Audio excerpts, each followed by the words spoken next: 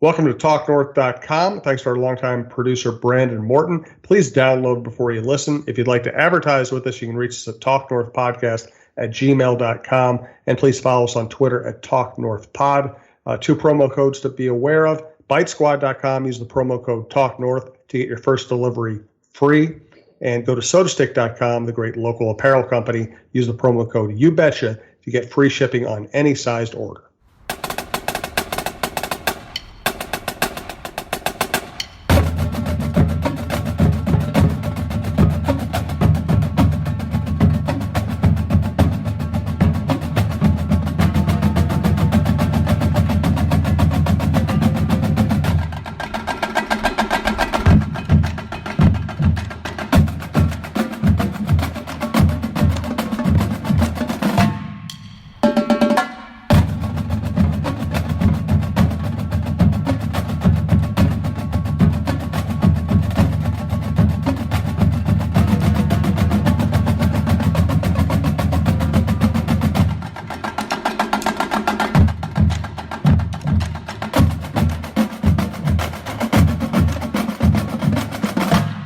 You know the deal with this show. It's Preps Day with John Millea. John Millea scours the entire state of Minnesota looking for the best high school sports stories and issues. But today, it'll be a little different. We're actually going to start with something I wrote about the high school scene.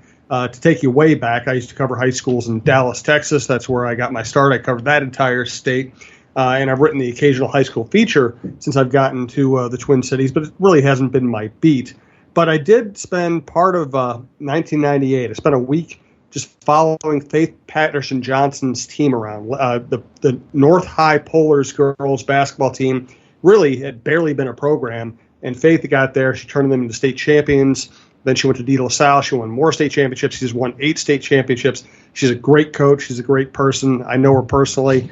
And then she ended up going to Eden Prairie and basically had some kids and parents run her off and really got very little, well, not, I guess, no support from the administration. And now she's basically out of coaching because she just got tired of that whole game. And as she pointed out, you get like $5,000 or $6,000 a year to basically be a mentor, a coach, a guide, a part-time parent to all these kids.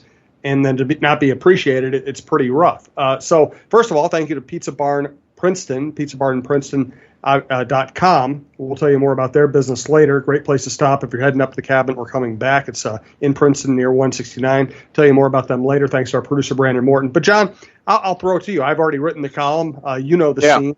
Just give me your thoughts. Yeah, and I know Faith really well, too, Jim. I wrote about her a lot at Minneapolis North, and then she was at De La Salle. And then, as you wrote in this great column in the Star Tribune, it kind of all went kablooey at Eden Prairie for her.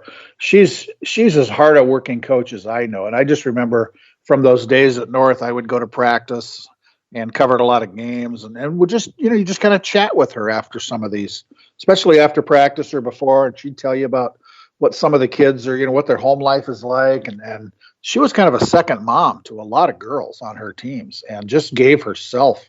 And you talk about, you don't make any money coaching, $5-6 grand if you're lucky.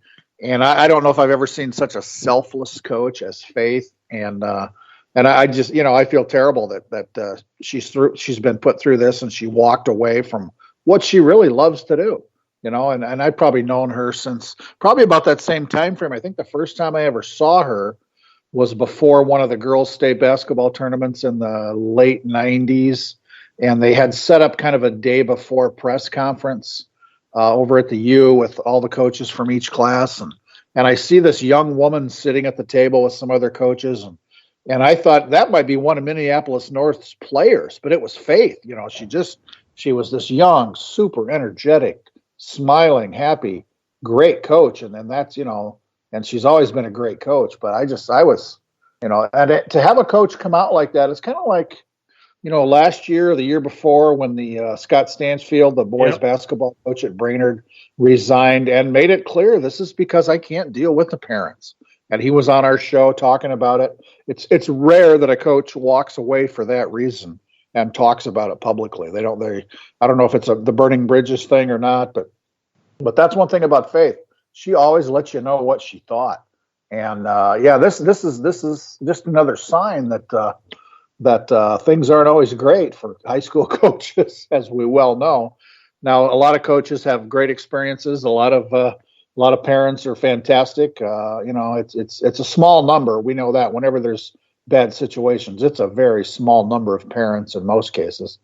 And I think, in some cases, kids are more entitled than they used to be, and they're not afraid to squawk a little bit, and especially if a new coach comes in and things are different. If things are not the way we thought they were going to be. And I don't know any details at all with Faith when she went to Eden Prairie and what took place, but you did a great job. She's a great person. I think the world of her. Her husband John was her assistant coach all these years. They were a great pair of adults for kids to lean on and share their lives with. And it's just another sign that high school coaching isn't maybe what it used to be. Maybe it was never what we think it was. But when a dominant, fantastic person and coach walks away from what they love to do, it's just a sad deal.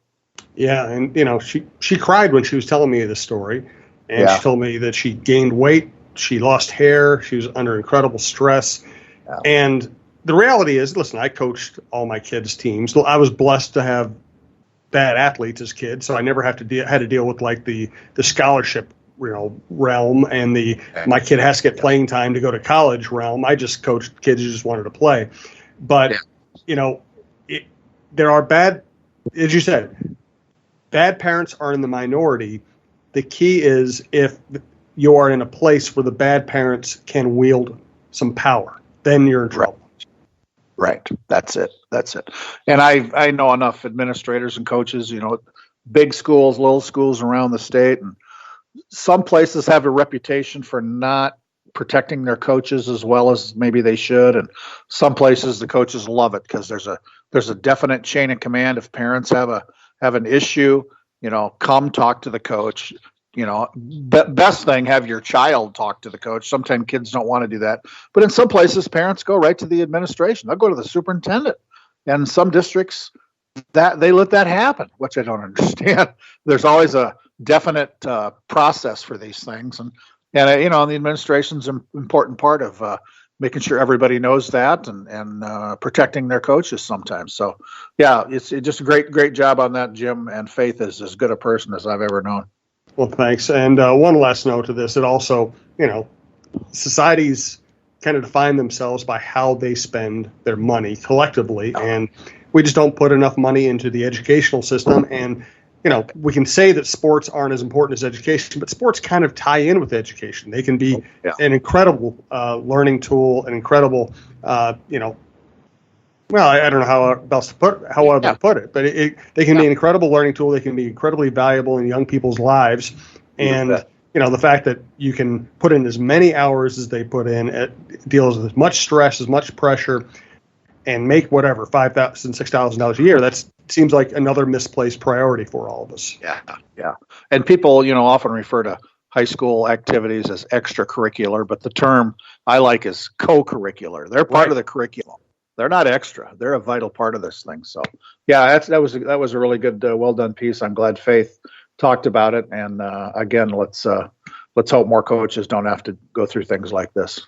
Absolutely. All right, let's get to some of your highlights, John. We'll start with state track highlights. We do want to thank Pizza Barn Princeton. You can find their website at pizzabarnprinceton.com, where they can tell you about their pizzas, their beers, their dining-in specials, their takeout and delivery specials. And they've been there since 1983, and it is a family-owned business. Yeah, it is. And we've been there up to Princeton, the Pizza Barn, with Jody and the crew up there. And not only they have the best pizza you'll ever find and the giant menu of everything else, chicken and sandwiches, anything you want, tacos, they got it all. They do so much in the community, and a couple things I know of in the last week after school got out in Princeton, teachers from around central Minnesota gathered kind of a summer learning day before they all spread out for the summer, just kind of do some things. And the Pizza Barn provided lunch, and Jody had some pictures on the Pizza Barn Facebook page of smiling teachers, smiling educators, happy for two reasons. The school year was over, and they were having great pizza from the Pizza Barn. And then they also did a wonderful thing. They provided lunch for volunteers with Habitat for Humanity in Princeton. Wow. On a hot day, Jody wrote, these volunteers were working on their 7th home in Princeton for Habitat for Humanity. And when it came time for lunch, Pizza Barn rolls up with everything everybody wants for lunch. So, yeah, we can't say enough about the Pizza Barn in Princeton and Jody Stay and her crew up there. And we're grateful that they're part of what we do. Absolutely. Thank you, Jody, for everything you do. And thanks to Pizza Barn in Princeton for supporting the program. Tell us about state track highlights, John. Yeah, we had a great state track meet, Jim. It's Friday and Saturday. It was at Hamlin, as it has been for a long time. And I was there briefly Friday morning before I headed south to Mankato for the second day of the state softball tournament. But the weather was pretty darn nice for all of this stuff last week. That's not always the case. The state softball tournament's famous for wind and rain and, floods and everything else you can think of. We didn't have any of that this year. It was kind of warm. And there were some gnats rolling around once the wind died down, but pretty good conditions. Track was fabulous. Your team champions in Class 1A are the Jordan boys and the Blake girls. And in 2A, the girls team from Rosemount and the boys from Hopkins. We've talked about the Hopkins boys track team a lot. We'll talk about that a little bit more here. And I'll run down some of the individual highlights. Shalisha Jones from North St. Paul. She took home 3 gold medals. She won the 100 and the 200 in Class 2A and ran a leg on the championship 4x100 team. Loren Peterson from Rosemount, same thing on the distance scale here. She wins the 1600, the 32, and runs a leg on the 4x400 relay that finished first.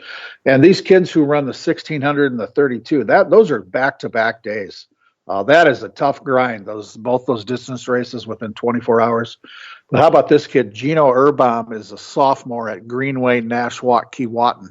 He completed what is known as the Triple Crown of distance racing. So last fall, he won the Class 1A title in cross country. And then this weekend over at Hamlin, he wins the 1600 and the 32 meters. And that is really rare that one athlete will win all 3 of those. But that says something about Gino Urbaum from up north. The Ping sisters from Winona Cotter, track people know about them. Distance runners on Friday. Lauren Ping won the 3200. Her big sister Grace was second. Saturday in the 1600, they just reversed roles. Grace was the winner, and Lauren was second. Here's a name, Maya Lesner. Think of that last name, Lesner. She's a senior at Alexandria. Won the 2A girls shot put, was second in the discus. Her dad is Brock Lesnar. Oh, so there's wow. How about that? There. Yeah. And we talked about Hopkins. Joe Fonbala, the super sprinter from Hopkins, who's going to run at the University of Florida. And as we've said, if you don't think the University of Florida can find sprinters in Florida, it's amazing that there's a Minnesota kid who they recruited. And so, Joe holds the state records in the 100 and 200. He's part of the relay teams that hold state records in the 4x1 and the 4x2. He won the 200 on Saturday. The relay team, the 4x2 won. They had some trouble with the 4x1. They dropped a baton in the prelims and did not advance to the finals. So that was maybe the only downside. And despite getting no points in that event, they still won the team state championship. And after Joe's last event, he's got the gold medal around his neck from the 200. I chatted with him and I said, this is the last time you're going to be an athlete with that Hopkins H on your chest. And, he's done so many great things over these last couple of years. And I said, what's that mean to you? This is the last time that H is going to be on your chest. And he said, it means a lot. And then this was really cool. He said, it will be forever ingrained in me. How about that for a high school kid? Wow. And if you go to John's journal at mshsl.org, I've got more from Joe in there. He thanked, the coach. He mentioned the principal as people who helped shape him, and then his teammates, and just a great kid. And to me, maybe the story of the state track meet was Julia Fixon. We've talked about her. She's the best female pole vaulter in Minnesota high school history. And a week ago, we talked about how she did not qualify for state. She didn't get out of the section meet. She doesn't even start sticking a pole in the ground until all the pole vaulters are done. That's how dominant she is. And she started at 12'6" or 12'7" and just had a bad day, didn't make the height, missed 3 times, you're done. So she did not qualify for state. She holds the state record. quarter of an inch short of 14 feet. She's a 2-time state champ. And you wonder, is she going to be there? Is it going to be